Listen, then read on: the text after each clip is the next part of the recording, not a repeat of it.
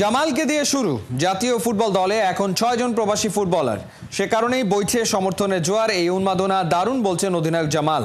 ঘরের মাটিতে অভিষেক হচ্ছে হামজা আর ফামিদুলের। ফিফা প্রীতি ম্যাচে ভুটানের বিপক্ষে জয়টাই প্রত্যাশা কোচের। জাতীয় স্টেডিয়ামে দুই দলের লড়াই শুরু হবে বুধবার সন্ধ্যা 7টায়। অনুবাপী রিপোর্ট। প্রতীক্ষিত পথ চলার শুরু, সব মিলিয়ে যেন নতুন যাত্রার মঞ্চ। সমর্থকদের উন্মাদনা বেড়েছে বহুগুণে। হামজা জামালদের ভিতের ওপর দাঁড়িয়ে নতুন প্রজন্মের ফুটবলাররা লিখতে চায় নিজেদের গল্প। প্রতিপক্ষ ভুটান, যাদের বিরুদ্ধে অতীতে আছে ব্যথার স্মৃতি, তবে এবার সেই স্মৃতির ওপর ছাই চাপিয়ে সংবাদ সম্মেলনে আত্মবিশ্বাসী কণ্ঠে কথা বলেছেন কোচ ও অধিনায়ক দুজনেই। কারণ এবার লড়াই শুধু 90 মিনিটের খেলা নয়, বরং ঘরের মাঠে ফুটবলের পুনর্জাগরণের লড়াই। অফকোর্স 10 তারিখ এটা সবচেয়ে ইম্পর্টেন্ট ম্যাচ, বাট কালকের ম্যাচও ইম্পর্টেন্ট ভুটানের সাথে। So we will give our best tomorrow. কিন্তু our main focus হচ্ছে 10 তারিখ, কালকে জিততে হবে। All that support definitely is gonna help the team to push harder, to be stronger, to be more intense, and to be closer to win both the matches.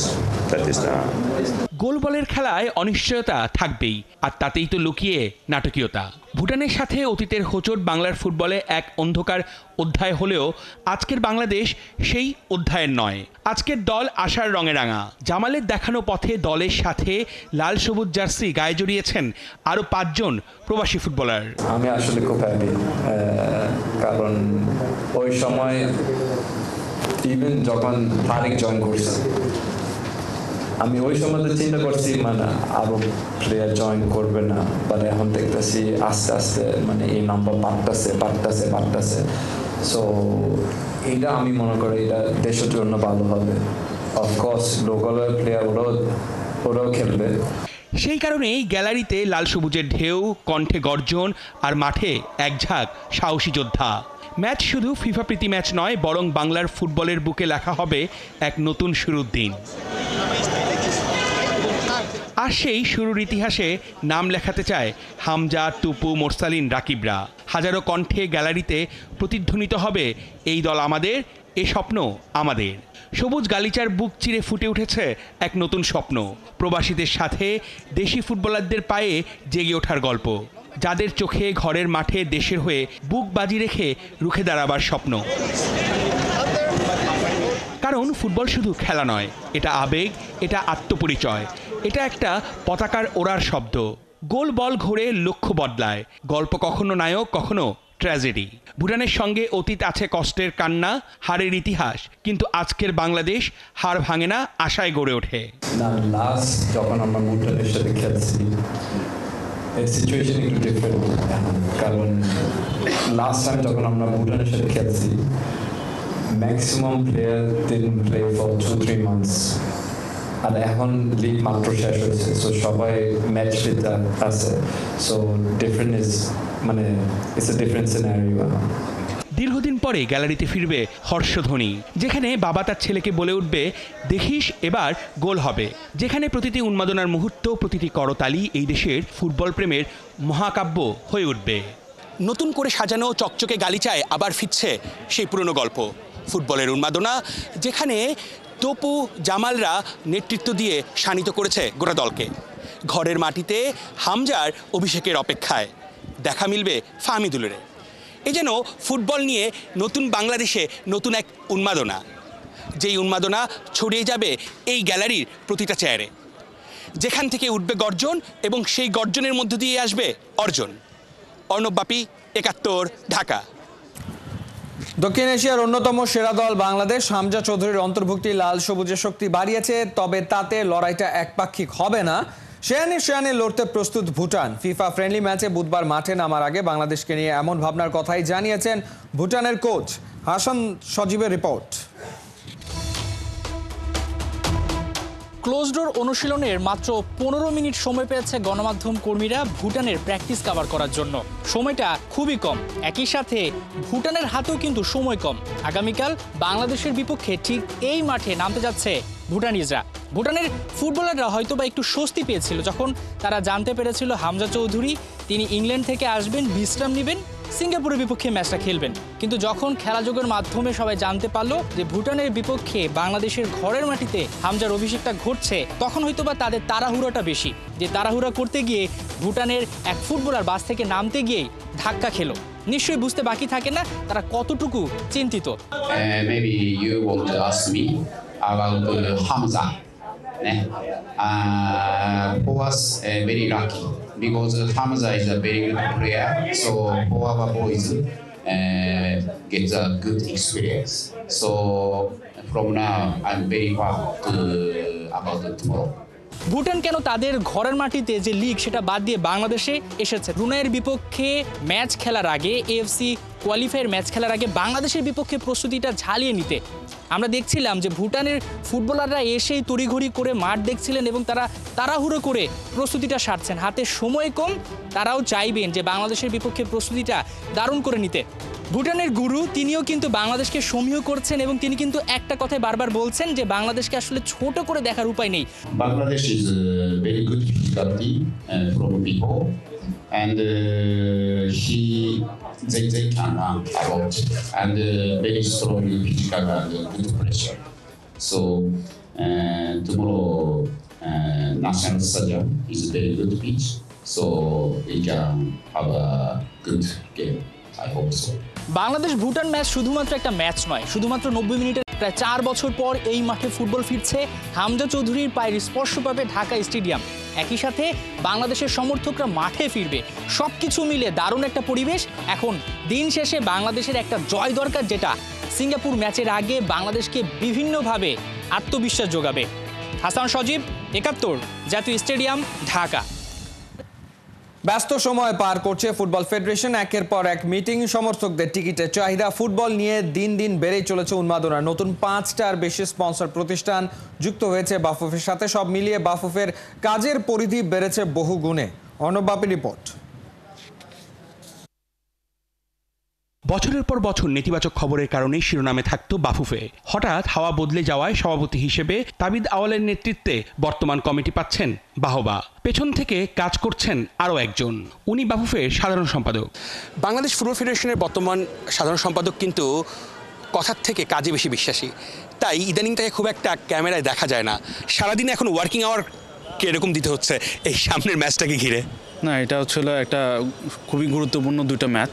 আমি আশা করতেছি 10 তারিখের ম্যাচটা আপনারা আসলে নতুনভাবে দেখবেন। আমার অফিস প্লাস আমাদের এক্সিকিউটিভ কমিটি সবাই দিনরাত কাজ করে যাচ্ছে যেন একটা সুন্দর ম্যাচ আমরা আপনাদের উপস্থাপন করতে পারি। এই যে আগে সাধারণ মানুষের কাছে কোনো একটা ইস্যু নিয়ে, ফুটবল নিয়ে গেলে আগে যেই জিনিসটা পেতেন আর এখন যেই জিনিসটা পাচ্ছেন, এই দুইটার মধ্যে পার্থক্য কীরকম? দেখুন, জনগণের আমরা চাচ্ছি মানে জনগণ মাঠে এসে খেলা দেখুক, সেটা আগেও আমাদের চেষ্টা ছিল। এখন কিন্তু চেষ্টা না, এখন মাঠে এসে দেখতে চাচ্ছে। আমরা স্টেডিয়ামের সংকীর্ণতার কারণে কিন্তু আমরা সবাইকে সুযোগ দিতে পারছি না। আলাদা রেসপেক্ট কি ফুটবল পাচ্ছে কিনা? না, এখানে ফুটবল কিন্তু মানে সবসময় জনপ্রিয় ছিল। বর্তমানে আসলে কিন্তু আমরা ফুটবলটা জন্য আসলে যে ক্রেজটা এখন নতুন করে বোঝা যাচ্ছে। নতুন কতগুলো স্পন্সর এই কয়দিনে সংযুক্ত হয়েছে ফুটবল ফেডারেশনের সঙ্গে? দেখুন, নতুনভাবে আমাদের সাথে অনেকেই সংযুক্ত হয়েছে এবং অনেকেই আশা প্রকাশ করছে যেন আমরা ফুটবল ফেডারেশনের সাথে সংযুক্ত হতে পারে। তো আমরাও দেখছি কিভাবে নেওয়া যায় এবং আমরা সামনের অক্টোবরের ম্যাচের আগে হয়তো আপনি দেখবেন আরও অনেক স্পন্সর আমাদের সাথে সংযুক্ত হয়েছে। ভুটানের বিপক্ষে প্রীতি ম্যাচ ও সিঙ্গাপুরের সঙ্গে এশিয়ান কাপ বাছাই ম্যাচের জন্য শেষ মুহূর্তের প্রস্তুতি চলছে। বাংলার সমর্থকদের দারুণ কিছু উপহার দেওয়াই লক্ষ্য বাফুফের। অর্ণব বাপি, 71। জাতীয় দলের জার্সিতে এখনো অভিষেক ঘটেনি, তার আগেই ভক্তদের মনে জায়গা করে নিয়েছেন মোহাম্মদ আলামিন। সিঙ্গাপুরের বিপক্ষে 1 মিনিটের জন্য সুযোগ পেলে প্রতিপক্ষকে ছারখার করে দিতে চান এই ফরওয়ার্ড। বাংলাদেশ সিঙ্গাপুর ম্যাচকে সামনে রেখে খেলাযোগের বিশেষ আয়োজন 8ম পর্বে মোহাম্মদ আলামিনের ভাবনা শুনেছেন হাসান সজীব।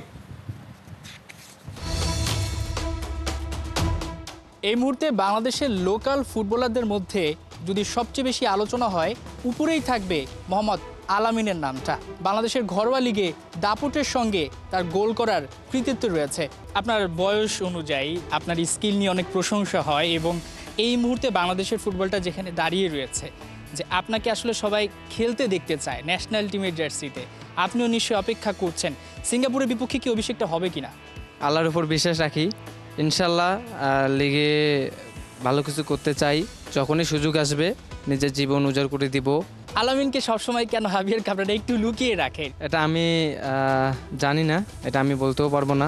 আসলে ওনার প্ল্যানিং কি, উনি অনেক ভালো কোচ, উনি কি চায় উনি ভালো জানে। আল্লাহর রহমতে সবার দোয়ায় আমি লিগে ভালো কিছু করছি, সুযোগ পাইছি ন্যাশনাল টিমে। তো ইনশাল্লাহ আমি আল্লাহর উপর বিশ্বাস রাখি, অভিষেকের অপেক্ষায় থাকলাম। সামনে একটা চ্যালেঞ্জ অপেক্ষা করছে বাংলাদেশের ফুটবলের জন্য। অনেকে বলছেন এটা আশীর্বাদ, অনেকে বলছেন লোকাল ফুটবলারদের জন্য একটা চ্যালেঞ্জ হয়ে দাঁড়াচ্ছে, সেটা হচ্ছে প্রবাসী ফুটবলাররা আসছে। এটাকে আপনারা কিভাবে দেখছেন? আমি চাই যে যারা বাইরের দেশে খেলতেছে, বড় বড় লিগেই খেলতেছে, তারা আসুক, বাংলাদেশে হয়ে খেলুক। ইনশাল্লাহ আমরা সবাই স্বপ্ন দেখি যে ইনশাল্লাহ আমরাও একদিন ওয়ার্ল্ড কাপ খেলবো। এলাকার মানুষ আপনাকে কিভাবে দেখছে? ভালোবাসতেছে, যে আসলে একটা সময় আমি অবহেলিত ছিলাম, যে এলাকায় যদি ফুটবল খেলতাম অনেক গালিগালাজ করতো, আমার এলাকার রাস্তায় যদি ফুটবল খেলতাম তারপরে গালিগালাজ করতো।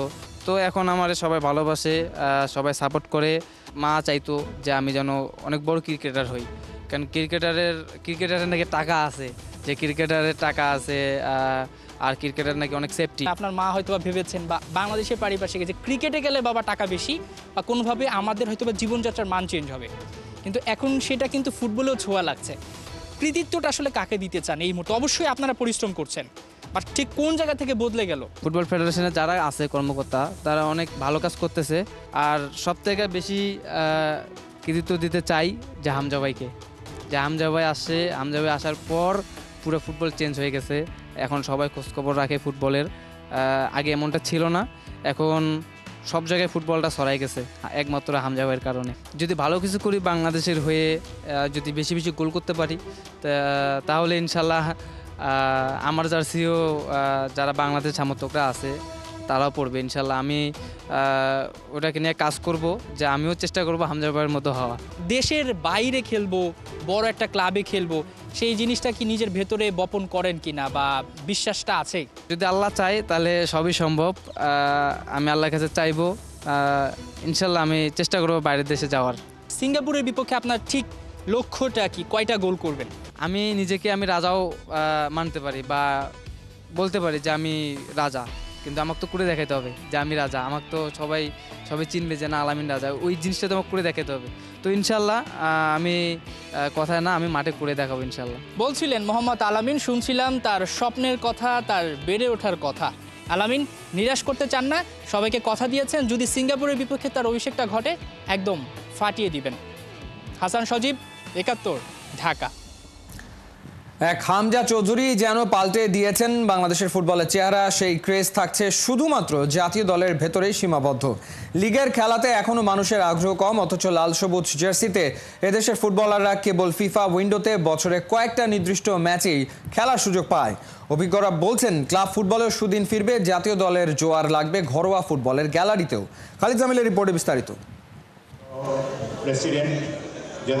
ঐতিহ্যবাহী মোহামেডান ক্লাবের ফুটবল কমিটির চেয়ারম্যান ইঞ্জিনিয়ার গোলাম মোহাম্মদ আলমগীর সেদিন স্টেজে দাঁড়িয়ে বলে দিলেন অপ্রিয় সত্য কথাটা। সাদা কালোদের ক্লাবে ডিরেক্টর পদ চাইলে আসতে হবে টাকা নিয়ে, দিতে হবে অন্তত ২৫ লাখ। সমৃদ্ধ ইতিহাস যে ক্লাবের, তারা অর্থ সংকটে চোখে সর্ষে ফুল দেখবে, সে তো আর মেনে নেওয়া যায় না।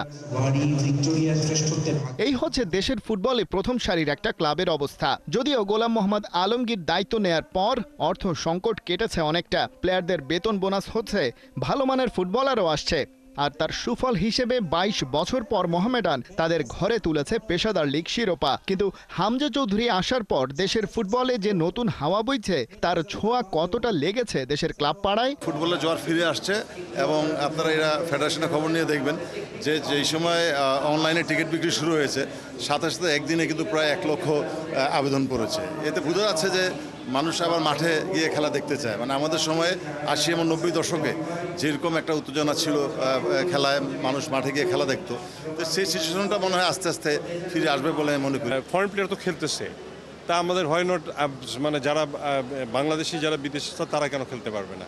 সেটা না খেলার কোনো কারণ নাই এক। কিন্তু দ্বিতীয় হচ্ছে যে অ্যাফোর্ডের বিষয় রয়েছে, যেটা যে তাদের, যেমন আপনি হামজার কথা যদি ধরেন, ক্যান এনি ক্লাব অ্যাফোর্ড করতে পারবে হামজাকে আমাদের বাংলাদেশে? এটা কিন্তু একটা কোশ্চেন এসে যায়। বাংলাদেশের ফুটবল ইতিহাসের পরিচিত মুখ এবং বর্ষিয়ান সংগঠকরা বলছেন দেশটার জাতীয় দল ভাগ্যের জোরে পেয়েছে হামজার লেভেলের একজন ফুটবলার। ক্লাব ফুটবলের ক্ষেত্রে আদৌ সেটা সম্ভব নয়, কিন্তু ইংলিশ প্রিমিয়ার লিগ তারকা যে পথ দেখিয়ে গেলেন সেটা ক্লাবগুলো কি কাজে লাগাতে পারে না? তবেই তো ফিরতে পারে গ্যালারিতে ফুটবলের সেই স্বর্ণালী দিন। প্রিমিয়ার লিগের একজন প্লেয়ারকে অ্যাফোর্ড করাটা খুবই মুশকিল, কিন্তু হামজার লেভেলের না হোক, লেভেলটা উন্নতি করার ক্ষেত্রে কিছু করা যেতে পারে কিনা? না, সেটা তো হইতেই পারে যে ভালো প্লেয়ারকে পাইলে কেন নেবে না টিম? তা বাংলাদেশও তো পয়সা দিচ্ছে, অন্য ফরেন প্লেয়ারকে পয়সা দিচ্ছে না, সুতরাং সেই পয়সাটা যদি দেশি কোনো প্লেয়ার হয়, সে বিদেশে থাকে, ভালো খেলছে, ওই লেভেলের ফুটবল খেলছে, যোগাযোগে সেটা হবে না কেন? হবে। এটা একবার চালু হলে ন্যাশনাল টিমে আপনার কিছু ভালো প্লেয়ার অ্যাড হলে আপনি অটোমেটিক্যালি এটা ইউজ টু হতে থাকবে। চেষ্টা হচ্ছে ভিন্ন দিক থেকে। বাফুফের বর্তমান সভাপতি তাবিত আওয়াল কথা দিয়েছেন ক্লাবগুলোর ক্রাইসিস ম্যানেজমেন্টের দায়িত্ব কিছুটা হলেও নিতে চায় ফুটবল ফেডারেশন, আর সে কারণেই তার কার্যনির্বাহী কমিটি যাবে ক্লাবগুলোর কাছে। আর্থিক কিংবা কারিগরি বিভিন্ন সংকট নিয়ে হবে আলোচনা এবং চেষ্টা করা হবে সেসবের সমাধান করতে। তাতে আসলেই ক্লাব ফুটবলের সুদিন ফিরবে কিনা, আর ফিরলেও কতটা সময় লাগবে সেটা তো সময়ই বলে দেবে। খালিদ জামিল, ৭১, ঢাকা। 22 বছর পর সাদা কালোরা দামাল ঘরোয়া ফুটবলের শীর্ষ লিগে চ্যাম্পিয়ন হয়ে করেছে কামাল। প্রিমিয়ার লিগের শিরোপা জেতা এশিয়ান ফুটবল কনফেডারেশন এএফসির ক্লাব পর্যায়ের প্রতিযোগিতা চ্যালেঞ্জ লিগে ঢাকা মোহামেডানের প্রতিনিধিত্ব করার সুযোগ ছিল, কিন্তু বয়সভিত্তিক দল, নিজস্ব মাঠ, আরও অনেক শর্ত পূরণ করতে না পারায় মোহামেডান আন্তর্জাতিক অঙ্গনে খেলার সুযোগ পাচ্ছে না। মোহামেডানের বদলে খেলার সুযোগ পাচ্ছে তাদের চিরপ্রতিদ্বন্দ্বী ঢাকা আবাহনী। বাফুফে এই সংক্রান্ত আনুষ্ঠানিক সিদ্ধান্ত গ্রহণ করেছে 10 মে। সভায় আসন্ন এএফসি চ্যালেঞ্জ লিগে ঢাকা আবাহনী ও বসুন্ধরা কিংসকে অংশগ্রহণ করার জন্য লাইসেন্স প্রদান করার সিদ্ধান্ত হয়। মোহামেডান সেই সিদ্ধান্তের বিপরীতে আপিল করেছিল 18 মে। বাফুফের আপিল বডি মোহামেডানের সেই আবেদন পর্যালোচনা করে খারিজ করে।